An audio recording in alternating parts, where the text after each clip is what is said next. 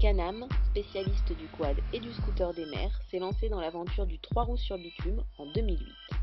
Le Spider est un concept avec deux roues avant de type train avant automobile et une roue arrière centrale de type moto. Il vire donc à plat et cela n'a rien à voir avec un Piaggio MP3 qui s'incline en virage. Mais comme le MP3, ce Spider peut se conduire avec le permis auto, sans oublier la formation de 7 heures. Action! La position de conduite est celle d'une moto.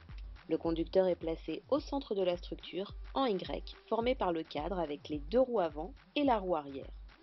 La longueur du Spider approche celle d'une petite citadine de type Smart et son train avant s'étale sur près d'1,50 m, ce qui est loin d'en faire un engin urbain. Pour faire demi-tour, il lui faut près de 9 mètres entre trottoirs, autant dire que la marche arrière sera utile plus d'une fois. L'instrumentation est complète et lisible. Il faut valider le démarrage avant de pouvoir appuyer sur le démarreur. À la clé de contact, vous ouvrez aussi le coffre avant qui loge deux casques et la selle qui permet d'accéder au bouchon d'essence et au réservoir de 25 litres.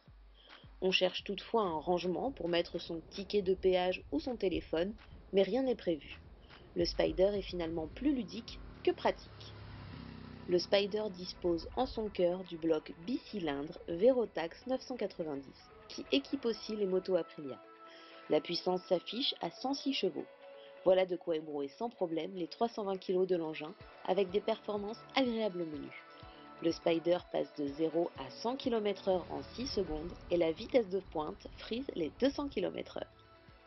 Ce moteur est associé à une boîte 5 rapports mécaniques ou piloté avec transmission finale par courroie.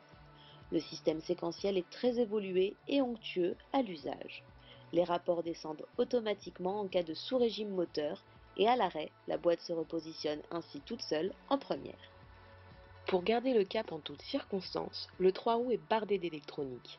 Au fil des kilomètres, on s'habitue à ce train avant qui vire à plat et l'on déclenche très vite l'action de l'anti-patinage et de l'anti-roulis qui ont pour effet de réguler la puissance moteur pour éviter au Spider de glisser ou de se lever sur deux roues en virage comme peuvent le faire les quads. On ajoutera un ABS qui se greffe à un freinage très puissant et dosable à souhait uniquement à la pédale droite.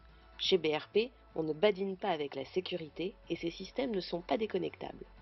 Original, élégant et bien fini, le Can-Am Spider se pose comme un engin à part dans le monde du 2 et du 3 roues. Rien à voir avec un Piaggio MP3, nous sommes ici proches de l'esprit des tricks américains. Le Spider séduit près de 1000 acheteurs par an en France, alors que le ticket d'entrée est à 16 500 € et que ce modèle RSS avec sa boîte séquentielle vaut 20 499 €.